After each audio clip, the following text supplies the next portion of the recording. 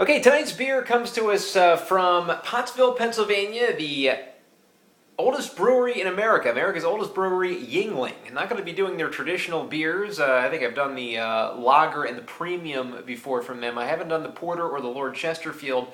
Those are the more well-known releases. This one is a seasonal beer, their Bock beer from Yuengling. 5.1% ABV is what it comes in as.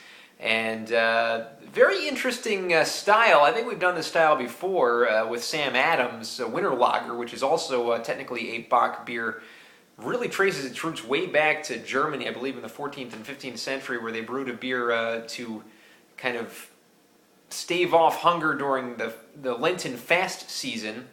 And a lot of people think it got its origins from there. Some people think it came from more pagan times or more pagan rituals and followers who kind of brew this beer around the sign of the Capricorn goat. I think Yuengling might be a little more in tune with that, in that they have the picture of the Capricorn goat in their label, drinking Yuengling Bock and saying, "Tastes good." That's my Yuengling Capricorn goat imitation. Tastes good. 5.1% ABV, as I mentioned. Label art's very interesting. It looks like something out of like the 1950s or something like that. Just a weird lettering style. I don't know why it was modeled after the 1950s. It has really nothing to do with the style of beer or anything. Just that's what it is. We're going to pour into a Pilsner glass, and this is Yuengling. This is what I love about Yuengling. I can twist the cap right off. Gotta love that. We'll pour it into this Pilsner glass, and expecting a darker, lagery kind of looking beer. I'm pouring it straight up. Some people actually said never pour a beer straight up. I did that with the Snyder Weiss Aventinus Doppelbock and paid the price by the comments section. Did it with this one too, but it's more of a lagery kind of beer. The lager process of the Bock beer, by the way, is done for a long time. They cold store this stuff pretty long, hence the really kind of darker color and more vibrant essence. And this is a pour and a half. This is 1, 2, 3. This is like a hand of head right now. I heard a finger of head, but a hand of head, I don't know. Let's get the aroma now of Yuengling Bock. Yeah, I'm getting that really Yuengling lager smell to it. I mean, if you put a glass of lager here and then next to a glass of Bock, and you told me to smell both, I could probably subtly tell the difference between Bock and lager, but it's really not that profound of a difference, which is kind of interesting. Let's get the taste now.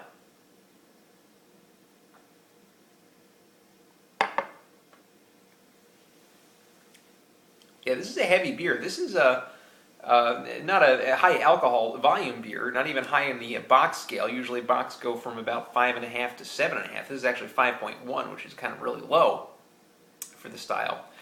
But it is malty. I mean, extremely a malty beer.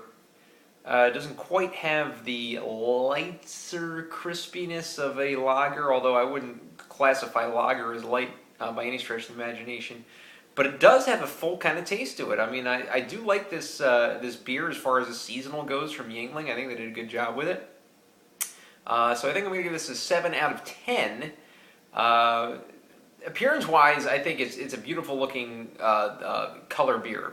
Beautiful-looking, darker, brownish kind of Bock. Very, very nice kind of color. Aroma, it doesn't really do it for me so much in that it's not really differentiating itself aroma-wise from the lager. Taste-wise, though, I do like the maltiness. It's not something that I probably would drink a ton of or be a go-to beer necessarily, but it does have a time and a place. And it being springtime, I'm usually a little more akin to lighter beers around springtime. Lighter meaning lighter in appearance, such as a Belgian Pale Ale, maybe higher in alcohol volume, but lighter in appearance. And I know this is the time of year for Bocks, traditionally. But I would kind of associate this a little more with fall kind of beers, like an Oktoberfest kind of beer. Yuengling did a great job with this. I hope they continue to brew it because I'll continue to buy it because it's not really that expensive. Me being from Pennsylvania, and I paid about $20 for a case of Yuengling Bock beer. I think it's money well spent. So that said, 7 out of 10.